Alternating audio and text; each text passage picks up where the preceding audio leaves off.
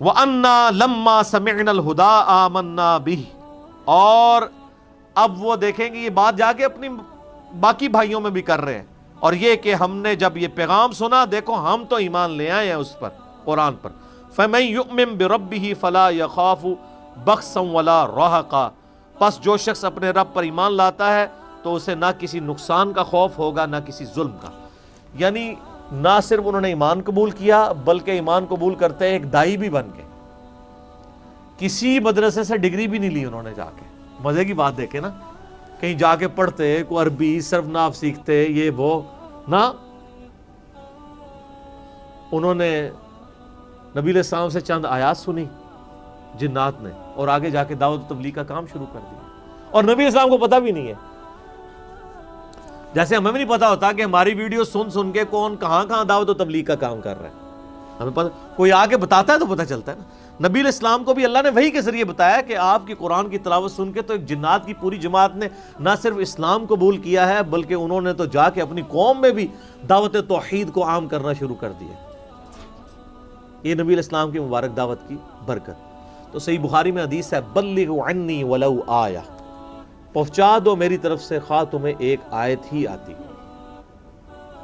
اور ساتھ ہی آپ علیہ السلام نے فرمایا میری طرف جھوٹ نہ منسوب کرنا، جس نے میری طرف جھوٹ منسوب کیا وہ اپنا مقام دوزخ میں دیکھ لے۔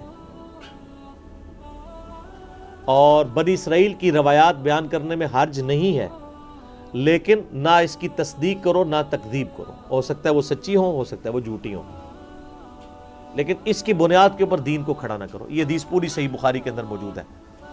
تو یہ حدیث تو صدیوں سے حدیث تو یہی لکھی ہوئی تھی صحیح بخاری میں، اب کراچی کے ایک مولانا صاحب نے اس حدیث کے اندر خود سے کچھ الفاظ ایڈ کر دیے۔ مجھے بڑا دکھ ہوا، کیونکہ ہم لوگوں کو کہتے ہیں نا کہ آپ کو ایک آیت بھی پتہ ہے تو آپ آگے پہنچائیں۔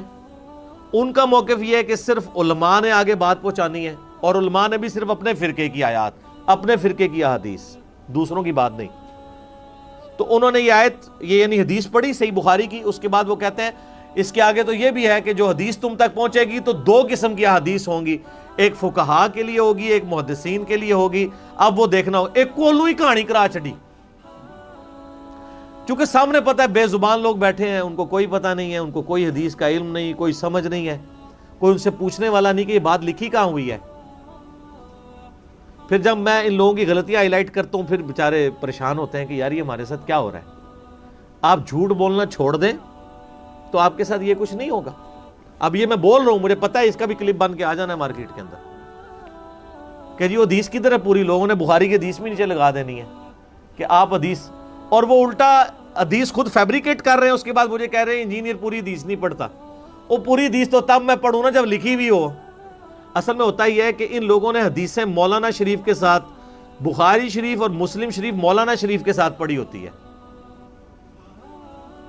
یعنی وہ کئی لوگ ہمیں کہتے ہیں وہ جی بخاری شریف میں لکھا ہے، ہم کہتے ہیں کہاں لکھا ہے، تو بخاری کے حاشیے میں لکھا ہوتا ہے، تو ہم کہتے ہیں یہ تو مولانا شریف نے لکھا ہوا ہے، یہ بخاری شریف نہیں ہے۔ تو بخاری شریف سے مولانا شریف کو باہر نکالیں گے تو بخاری شریف پاک ہوگی، پھر آپ کو پتہ چلے گا۔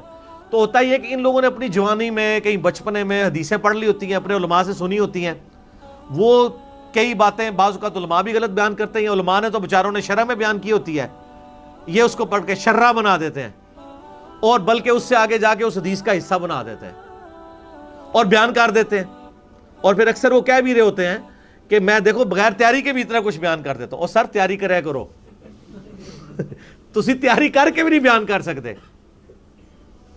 تو بغیر تیاری کے پھر یہی کچھ بیان ہوگا نا۔ تو وہ انہوں نے کہیں مولانا شریف کو بیچ میں حدیث کا حصہ، اور الٹا میرے پہ ٹانٹ کر رہے ہیں کہ حدیث کا آگے والا حصہ کیوں نہیں پڑھے، وہ آگے ہے ہی کچھ نہیں ہے، وہ مولانا شریف ہے۔ تو مولانا شریف کو حدیث شریف سے باہر نکالیں اور پاک کریں تو پھر حدیث شریف آپ کو سمجھ آئے گی۔ جیسا کہ فقہ حنفی کا بھی مشہور مسئلہ ہے، باقی سب لوگ بھی مانتے ہیں، بخاری مسلم میں بھی احادیث اس کے اوپر گواہ ہیں کہ اگر کسی کنویں کے اندر کتا گر جائے تو 20 ڈول نکالنے ہوتے ہیں، ٹھیک ہے۔ تو ایک مشہور واقعہ ہے کہ جی وہ کچھ لوگ علماء کے پاس، کسی عالم صاحب کے پاس آئے کہ جی اس طرح ہمارے کنویں کے اندر کتا گر گیا ہے، اس سے بدبو آ رہی ہے، تو اب ہم اس کو کیسے پاک کریں؟ تو انہوں نے فرمایا کہ اس میں سے 20 ڈول نکالو، پاک ہو جائے گا۔ انہوں نے 20 ڈول نکالے، واپس آئے اور کہا کہ حضرت اس کی تو بدبو بھی نہیں جا رہی ہے, تعفن اسی طرح پھیلا ہوا ہے, 20 ڈول نکالے ہیں لیکن فرق نہیں پڑا. کو مولانا میرے ورگا کوئی سیاڑا سی, کوئی سمجھدار تھا, اس نے کہا کتا بھی کٹیا جائے کہ نہیں, کتا نکالا ہے یا صرف ڈول ہی نکالے ہیں؟ انہوں نے کہا جی کتا تو نہیں نکالا. تو انہوں نے کہا سر کتا نکالیں گے تو 20 ڈول نکالنے سے وہ پاک ہوگا نا, کتا ادھر ہی ہے تو 20 اور بھی نکال لیں. تو اس کو ذرا سائیڈ پہ رکھتے ہوئے میں کوئی مثال نہیں دیتا, حالانکہ میں دے سکتا ہوں. علماء سو کی مثال سورۃ الاعراف کی آیت نمبر 175 اور 176 میں کتے کی مثال ہی بیان ہوئی ہے. اور ابو داؤد میں حدیث ہے کہ میری امت میں ایسی بدعات پیدا ہوں گی کہ جیسے باولا ہلکا کتا, پاگل کتا کسی کو کاٹ جائے تو اس کے زہر کا اثر ایک ایک رگو ریشے میں چلا جاتا ہے, اس طرح میری امت میں ایسے گروہ پیدا ہوں گے جن کو کتے کاٹ جائیں گے اور ان کے پورے جسم میں بدعات داخل ہو جائیں گی. وہ کتے کون سے کاٹیں گے؟ کوئی کرکٹر کاٹے گا, کوئی ہاکی کا پلیئر کاٹے گا, کوئی اسکواش کا پلیئر کاٹے گا, کوئی پولیٹیشین. علماء سو, علماء حق کی بات نہیں کر رہا, علماء سو. سورۃ الاعراف آیت نمبر 175 اور 176 میں بلعام بن بورا کو کتے کی مثال اللہ تعالیٰ نے بیان فرمایا, اور نبی علیہ السلام نے ابو داؤد کی حدیث میں کتے کی مثال بیان فرما دیا. ٹھیک ہو گیا؟ تو اب میں یہ بھی کہتا ہوں کہ آپ جب حدیث کی کتابیں پڑھیں تو مولانا شریف کو باہر نکال لیا کریں, تب حدیث شریف سمجھ آئے گی آپ کو. جیسے کنویں کو پاک کرنے کے لیے کتے کو باہر نکالنا ضروری ہے تب پانی پاک ہوگا, احادیث میں سے بھی مولویوں کو نکالنا ضروری ہے, تب آپ کو پتہ چلے گا کہ حدیث پیچھے کیا تھی. تو مولانا شریف کو الگ کریں. تو حدیثیں تو بیان کرتے ہیں, ویسے ان لوگوں کا قصور بھی نہیں ہے, کیونکہ انہوں نے اپنے 8 سالہ درس نظامی کے کورس میں 7 سال فقہ حنفی پڑھی ہوتی ہے, آخر 1 سال دورہ حدیث کرتے ہیں. جیسے چائے کا ایک دور ہے, آیا اور چلا گیا. حدیثیں پڑھی نہیں ہوئی ہوتی, وہ پڑھی ہی ہوتی ہیں, پڑھی ہوئی نہیں ہوتی. اور یہاں تو الحمدللہ پڑھی بھی ہوئی ہیں اور پڑھی بھی ہوئی ہیں. کیوں؟ کیونکہ نہ میں وہابی نہ میں بابی, میں ہوں مسلم علمی کتابی. نہ ہم سو کالڈ وہابی ہیں کوئی علمی بات کر دے, اور نہ ہم بابوں کا دفاع کرنے والے بابی ہیں, بلکہ ہم علمی کتابی مسلم ہیں. ٹھیک ہوگا جی؟ الحمدللہ یہ بھی آپ کو تحفہ دے دیا جاتے ہوئے.